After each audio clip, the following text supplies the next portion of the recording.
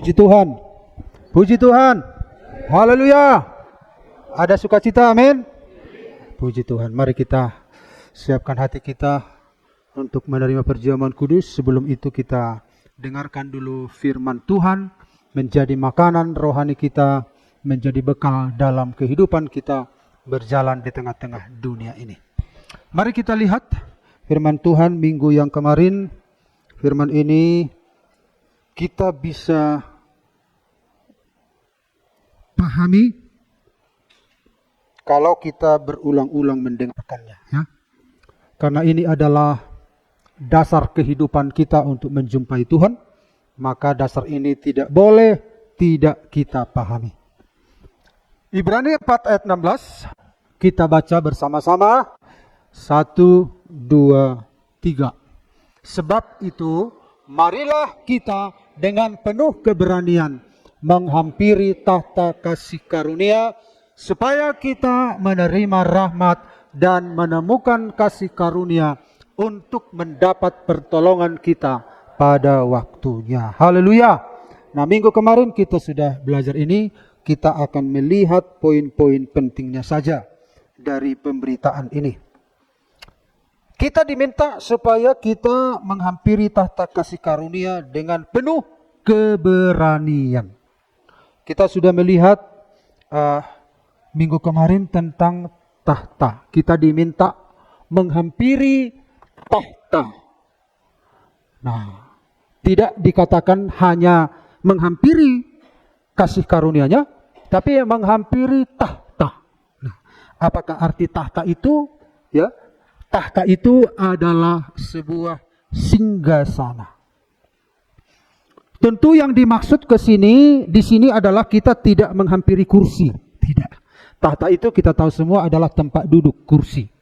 Tapi kita pastilah tidak dimaksudkan menghampiri kursi. Tidak. Tetapi siapa yang duduk di sana? Tahta itu menunjukkan sebuah kedudukan orang. Menunjukkan sebuah otoritas. Sama seperti seorang hakim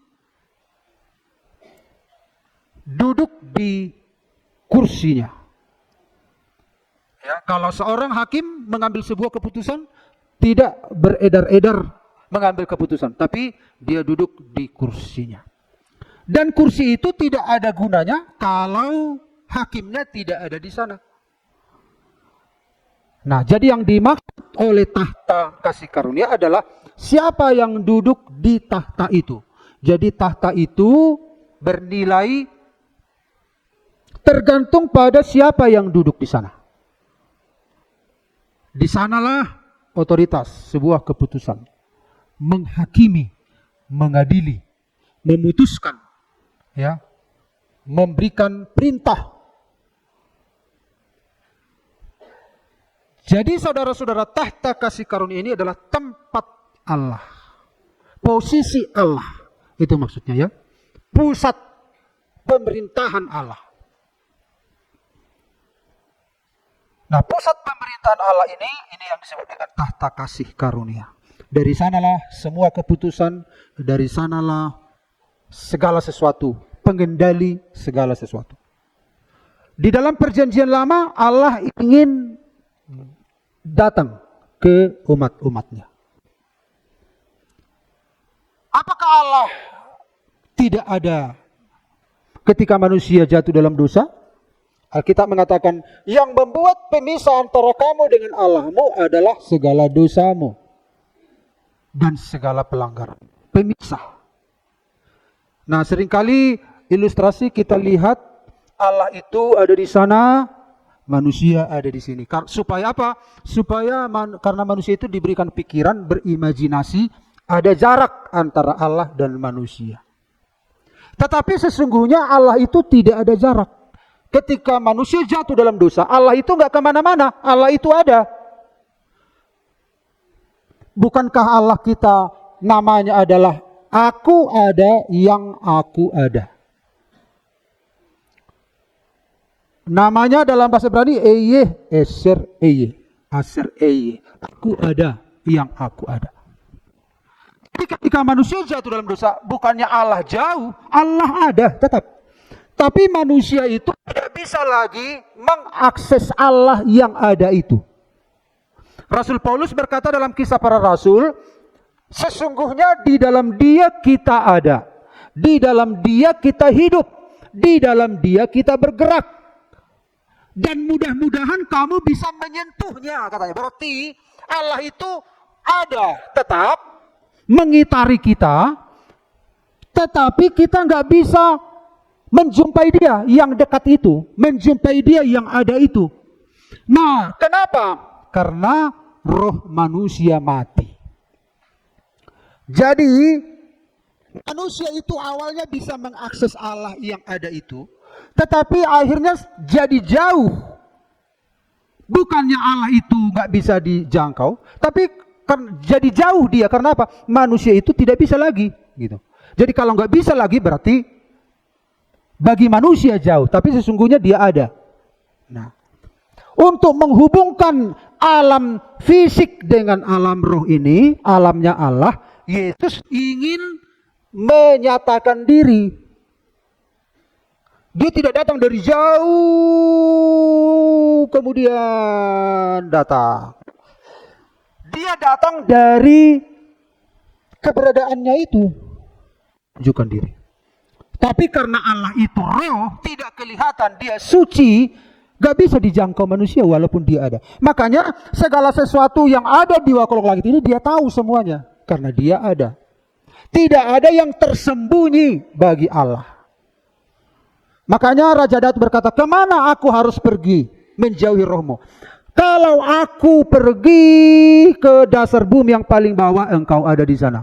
Kalau aku mendaki ke langit, engkau ada di sana. Tidak ada sebuah tempat di mana Allah tidak ada. Semua dipenuhi oleh Allah. Tetapi tidak bisa dijumpai. Karena apa? Karena dosa. Nah, namun Allah ingin datang memperlihatkan dirinya. Jadi Allah yang ada itu mau menunjukkan diri. Kenapa dia mau menunjukkan diri? Karena dia ada. Kalau dia nggak ada, tidak mungkin dia menunjukkan dirinya. Langkah yang pertama, dia menunjukkan diri kepada orang Israel. Orang Israel harus membuat sebuah tempat untuk berjumpa dengan Allah, yaitu sebuah kemah, namanya kemah suci atau tabernakel. Ya. Tabernakel ini dibagi dalam 3 bagian. Bagian yang pertama itu adalah halaman. Ini halaman. Di sini orang-orang Lewi bebas mempersembahkan. Gak boleh sembarang. Rakyat biasa gak bisa. Umat Israel yang bukan keturunan Lewi tidak bisa masuk. Orang Lewi lah yang mempersembahkan korban. Kemudian di dalam ini ada 2 ruangan. Ini hanya bisa dimasuki oleh imam besar. Ya, ruangan ini kita telah lihat minggu kemarin. Inilah ruangan itu terdiri dari 2 kamar, dimasuki oleh imam besar. Untuk mengganti roti, ada meja roti, ada kaki dian, ada mesbah dupa. Ya, ini imam keluarga imam besar bisa masuk ke sini. Tapi untuk masuk ke sini ada tirai yang kedua, harus imam besar. Ini dah kehadiran Allah. Nah, ini sekarang saya perbesar. Ini adalah disebut tabut perjanjian. Nah, disinilah imam besar memercikkan darah. Ketika darah itu dipercikkan, maka Tuhan hadir. Jadi, untuk datang ke dunia, Allah yang tidak kelihatan itu hanya bisa menunjukkan diri, menjumpai manusia di dalam tabut perjanjian, hadirat Allah. Dan tidak boleh semua orang, harus imam besar. Berapa lama? Tidak boleh sembarang, setiap hari suka-sukanya, setiap bulan, sekali setahun. Bayangkan, Allah menyatakan dirinya kepada manusia, tetapi harus seorang yang menjumpai. Dan tidak boleh suka-sukanya, sekali setahun. Karena apa? Berbahaya. Allah itu api yang menghanguskan. Allah itu suci. Tidak ada satu hal yang najis yang bisa bertahan. Ketika Musa menerima hukum Taurat di Bukit Sinai, Musa yang diminta naik, nggak boleh orang lain. Bahkan Yosua, asistennya Musa, harus menunggu di lereng gunung. Tidak boleh orang Israel tinggal di situ, bahkan binatang-binatang pun, ternak pun tidak boleh. Jadi di lereng gunung itu harus disterilisasi, disterilkan. Tidak boleh, kalau tidak mati. Lalu naiklah Musa. Musa sendiri yang berjumpa. Karena Allah itu bagaikan api. Dan menurut kalau Bapak Ibu searching di Google, Bukit Sinai, Bapak Ibu bisa lihat temuan sekarang ini. Bukit Sinai itu gosong puncaknya. Karena apa? Karena hadirat Allah. Tidak ada yang bisa tahan di sana. Tetapi Musa yang diperkenan Tuhan bisa berjumpa dengan Allah. Ketika Musa turun, wajahnya bercahaya seperti Tuhan. Nah, jadi harus dijumpai oleh seorang. Tetapi ini adalah tahta kehadiran Allah yang tidak boleh sembarangan.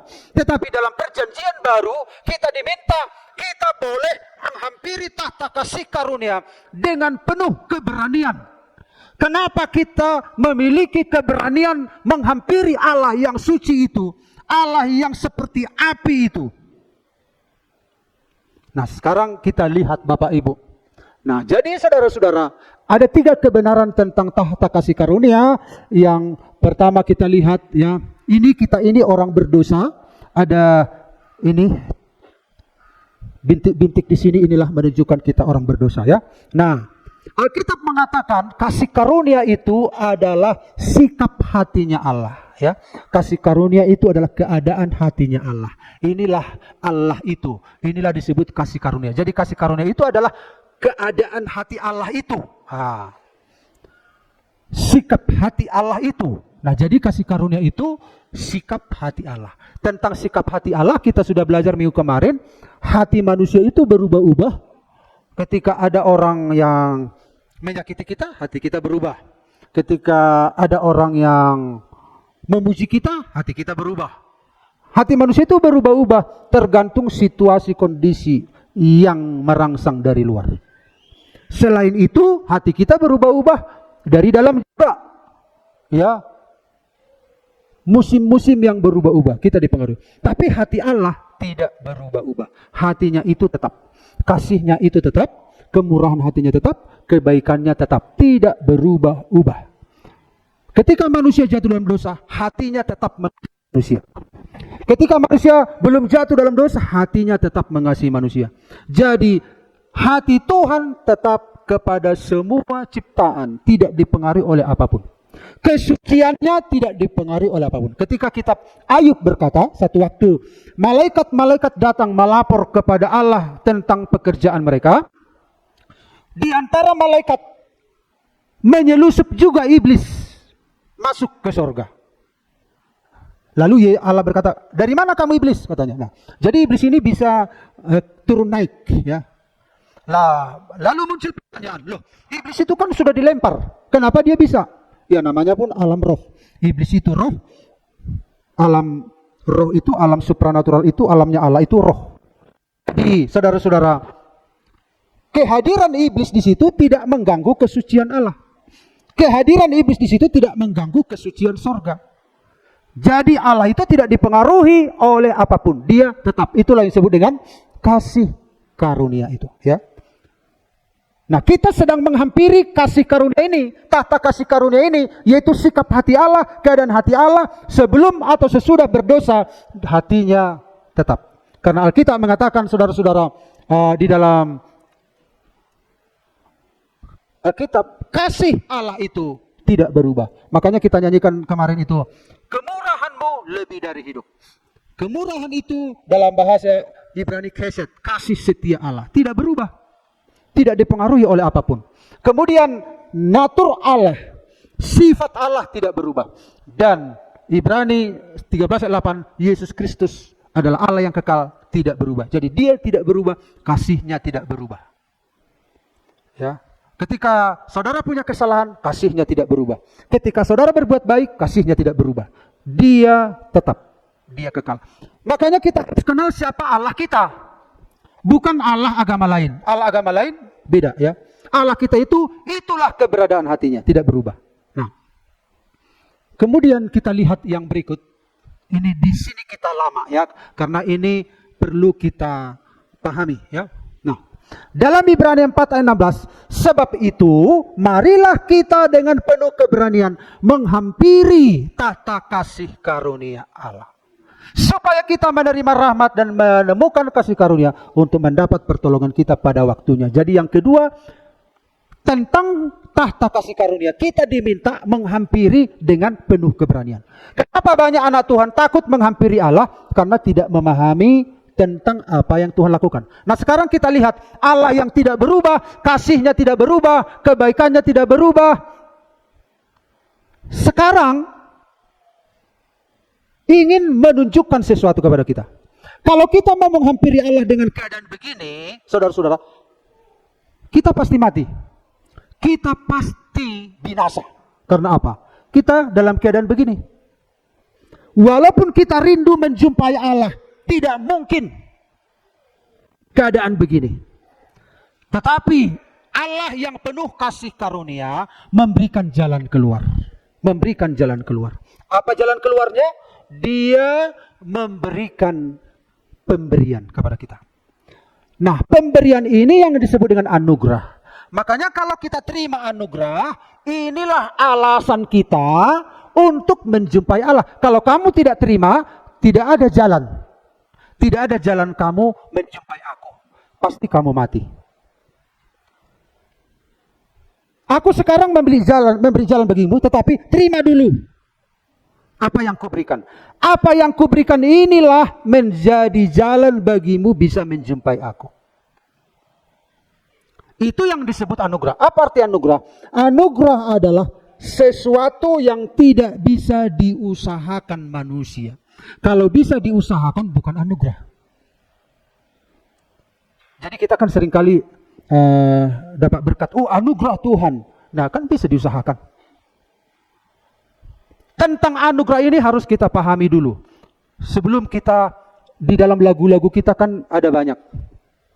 Anugerahmu, anugerahmu, besar anugerahmu. Nah, yang kita pikirkan tentang anugerah adalah kalau ada orang memberi kita 10.000, 100.000, 1 juta. Oh, terima kasih Tuhan buat anugerahmu. Salah menempatkan. Makanya tidak mengerti tentang nilai apa yang Tuhan kasih karena mendefinisikan anugerah. Misalnya begini, kalau dulu kan ada siaran TV, apa namanya siaran TV? Penganugerahan hadiah bagi yang memenangkan perfilman. Ya. Aku cinta, Anda cinta, semua cinta, buatan Indonesia. Pernah lihat siaran itu? Pernah?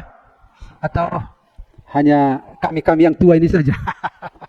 Orang yang muda udah nggak tahu itu ya. Marino aja nggak tahu mungkin. Tahu? Pernah? Berarti orang muda Marino. Kami yang tua-tua ini masih tahu di masa TVRI zaman dulu.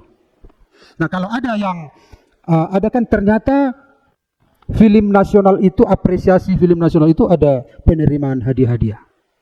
Lalu dipanggil penganugerahan hadiah bagi sutradara terbaik.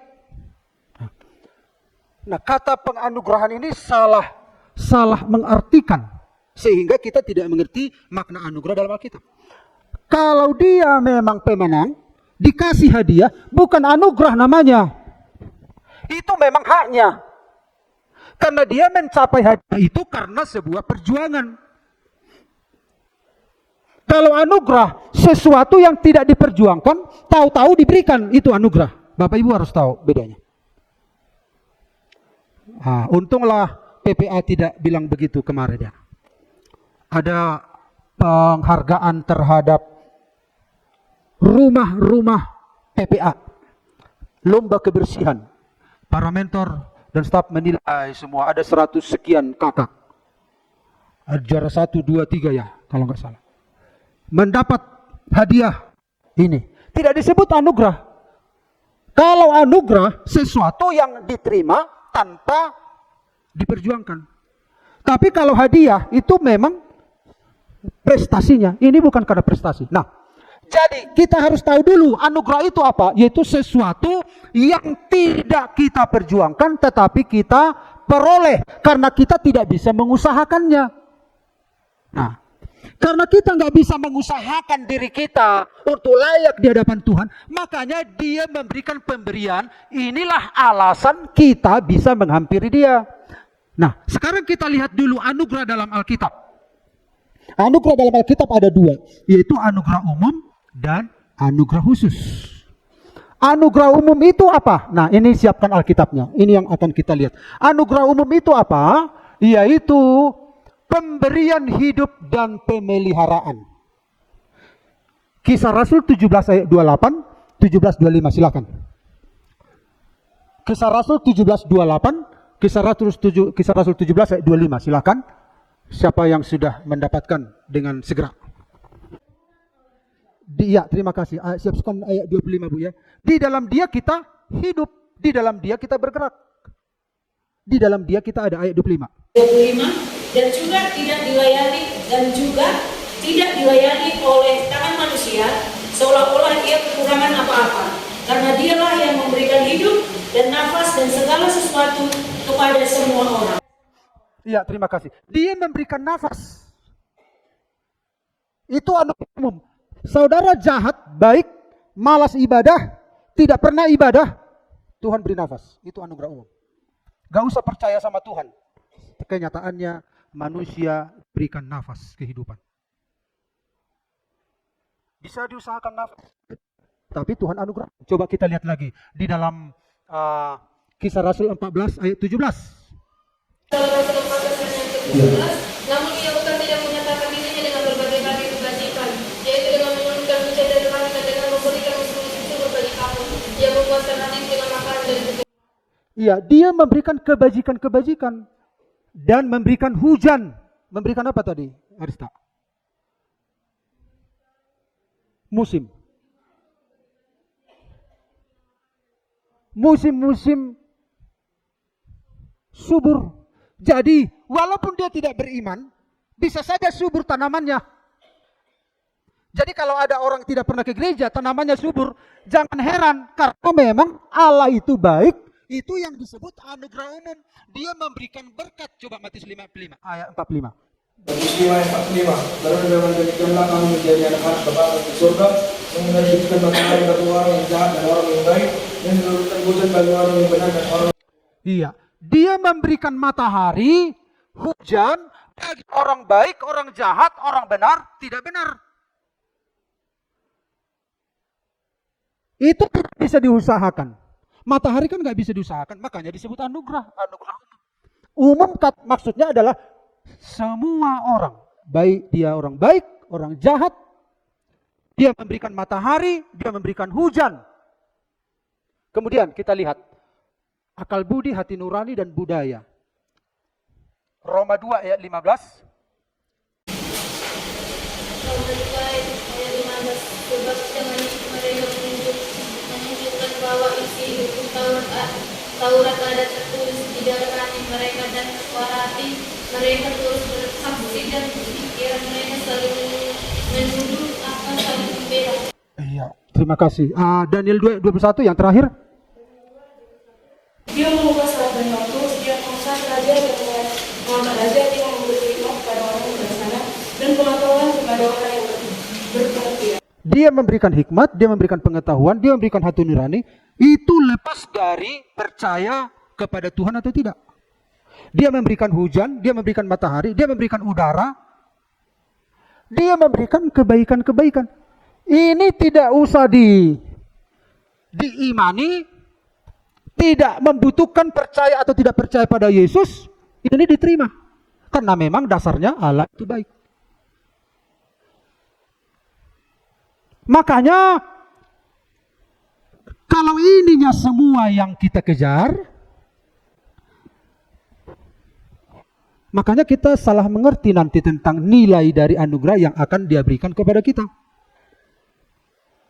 Nah, sekarang kita lihat anugerah khusus itu apa? Nah, untuk mendapatkan anugerah khusus, tidak boleh pasif. Menerima anugerah umum pasif pun dikasih juga. Pasif tidak pasif, anugerah umum tersedia. Paling-paling mengelola, paling-paling cerdas. Gak butuh iman.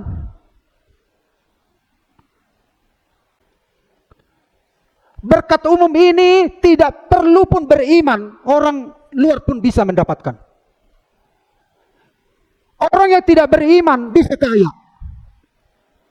Jahat dia, tetapi bisa juga subur tanahnya. Karena memang berkat umum. Di dalam berkat umum ini kita harus bergumul menggunakan semua potensi yang kita punya. Kita diberikan Tuhan akal. Diberikan Tuhan kemampuan. Kita kan lihat tadi anugerah umum itu diberikan hikmat, diberikan akal. Itu anugerah umum kepada semua orang. Di dalam anugerah umum tidak lepas dari tidak mengenai jahat baiknya, karena semua punya anugerah umum. Tetapi saudara-saudara, tidak semua orang mendapatkan anugerah khusus. Apa anugerah khusus itu? Anugerah khusus itu hanya bisa diterima oleh iman. Apa anugerah khusus? Anugerah khusus adalah pemberian Sang Juru Selamat. Inilah anugerah khusus itu. Yohanes 3:16. Karena begitu besar kasih Allah akan dunia ini, sehingga ia mengaruniakan, memberikan anak yang tunggal. Anak itulah yang disebut anugerah. Kita nggak bisa mengusahakan keselamatan. Kemudian kita lihat pekerjaan Roh Kudus kita nggak bisa usahakan, tetapi Dia berikan. Kemudian pengangkatan sebagai anak Allah, Dia berikan. Kemudian hidup kekal, tidak bisa diusahakan, tapi Dia berikan. Bagaimana cara supaya anugerah khusus ini bisa menjadi milik kita? Terima dengan iman. Iman itu menerima. Tidak semua orang bisa menerima anugerah khusus kalau tidak beriman. Bisa saja kita gagal di anugerah umum, kalah kita berjuang dengan orang-orang jahat. Kalah kita. Tetapi satu hal yang harus kita banggakan, kita mendapat anugerah khusus. Makanya ketika saudara bernyanyi, anugerahmu, anugerahmu, yang saudara pikirkan apa? Nilai dari penyembahan saudara terletak pada sejauh mana pemahaman saudara tentang ini. Yang kita bayangkan, itu kita bersaing dengan orang. Tuhan tolonglah, tolonglah jualanku. Kenapa orang itu? Aku kan anakmu. Kenapa? Karena memang anugerah umum juga ada pada mereka. Jadi kalau kita ingin ditolong jualan kita, ingin ditolong sembuh sakit kita, itu adalah bentuk pemeliharaan Tuhan. Jangan katakan kalau ada orang kasih 1 juta, anugerahmu, anugerahmu. Itu bukan anugerah dalam konteks ini. Anugerah itu ini Bapak Ibu. Makanya dangkal sekali pemahaman Kristen tentang anugerah ini.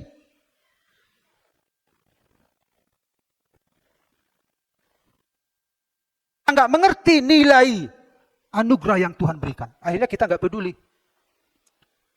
Ini yang nggak bisa diupayakan. Bapak Ibu lihat di YouTube sekarang. Tipu-tipuan banyak ya. Tipu-tipuan banyak.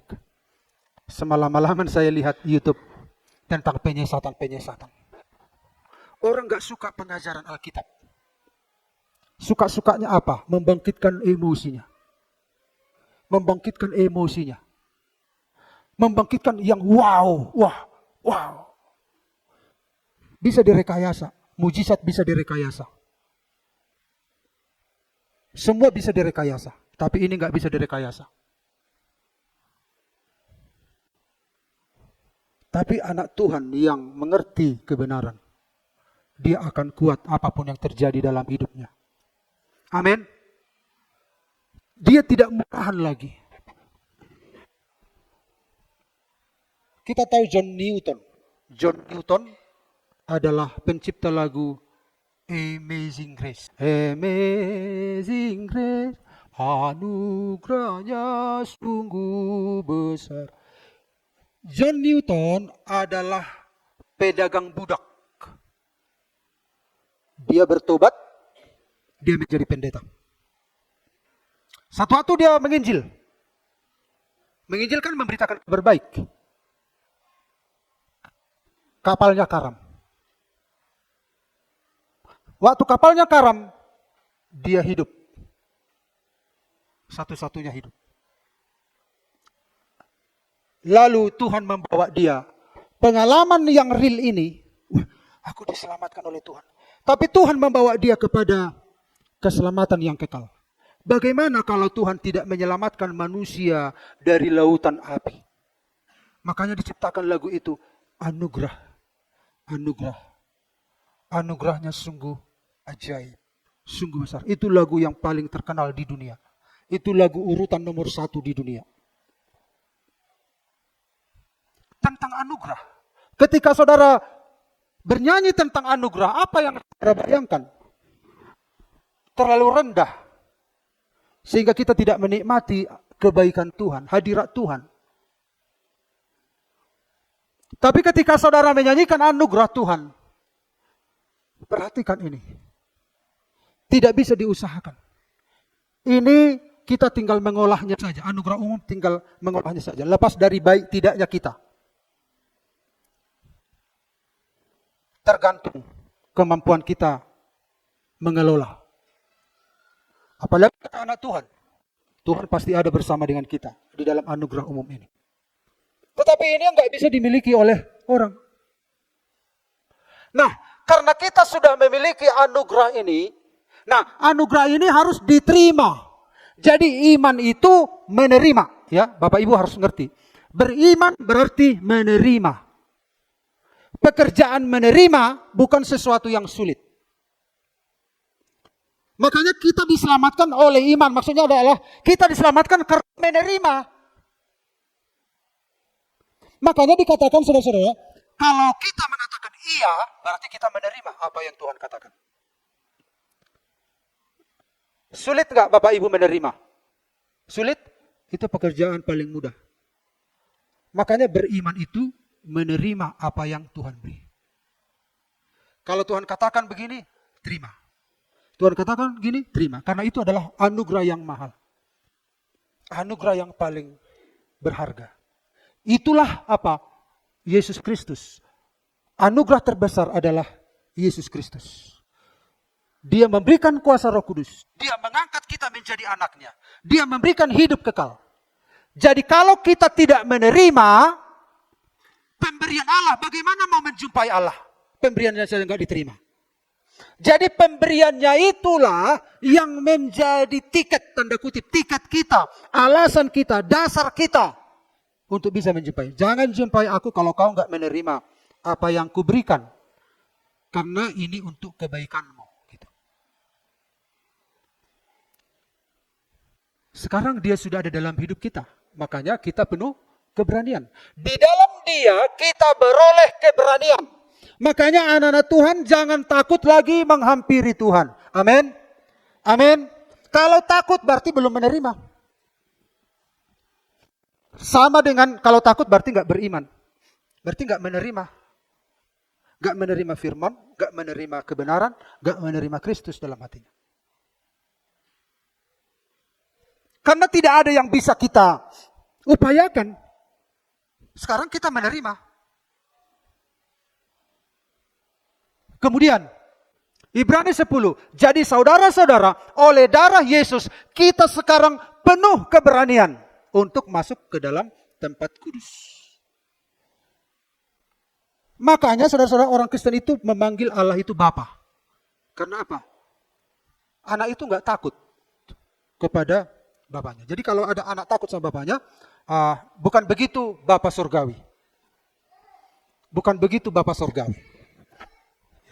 Biar aja situ. Biar aja.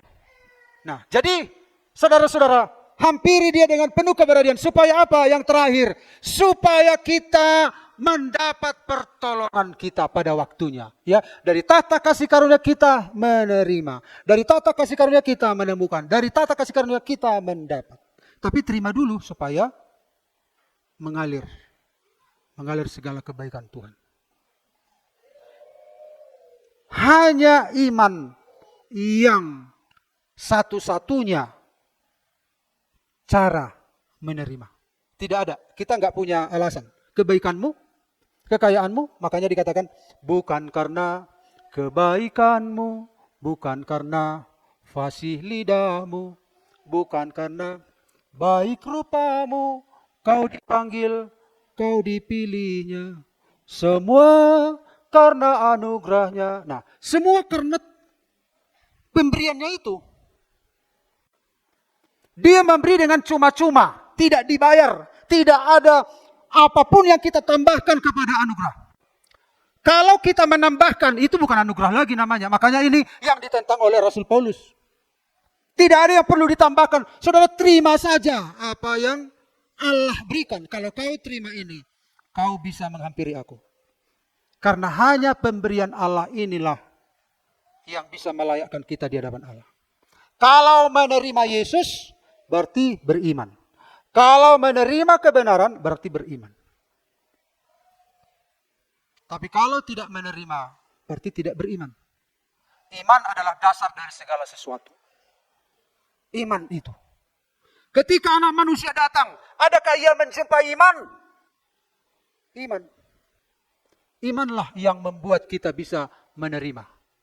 Dan imanlah yang membuat kita bisa, saudara-saudara, menghampiri tahta kasih karunia. Karena Yesus Kristus adalah anugerah itu sudah kita terima dalam hidup kita. Darahnya sudah membasuh kita. Amin Bapak Ibu. Siapapun dia, kalau dia menerima Tuhan, anugerah ini tidak tergantung kepada status. Inilah keadilan Allah namanya. Akhirnya hanya orang berimanlah yang diterima. Tuhan tidak peduli dia kaya, miskin, cantik, jelek, tukang beca pekerjaannya. Tuhan gak peduli karena semua sudah berdosa dan telah kehilangan kemuliaan Allah. Tapi kalau orang itu menerima apa yang diberikan oleh Allah, entah tukang beca, kerja apapun statusnya, yang penting menerima, dia diselamatkan. Itulah keadilan Allah. Bukan berdasarkan status, rupa, kepemilikan kita lagi. Syaratnya hanya satu, terima. Tuhan tidak peduli status kita. Tuhan tidak peduli latar belakang kita, nggak peduli. Tuhan peduli, kamu mau terima nggak? Itulah alasanmu bisa menjumpai aku. Aku telah memberikan putraku kepadamu. Tapi kalau putraku yang sudah berkorban untukmu, tapi kau tidak mau terima, Allah yang adil akan memberikan keadilan kepada yang menerima dan yang tidak menerima. Demikianlah renungan. Tuhan memberkati kita. Mari kita hampiri Tuhan dengan penuh keberanian. Haleluya.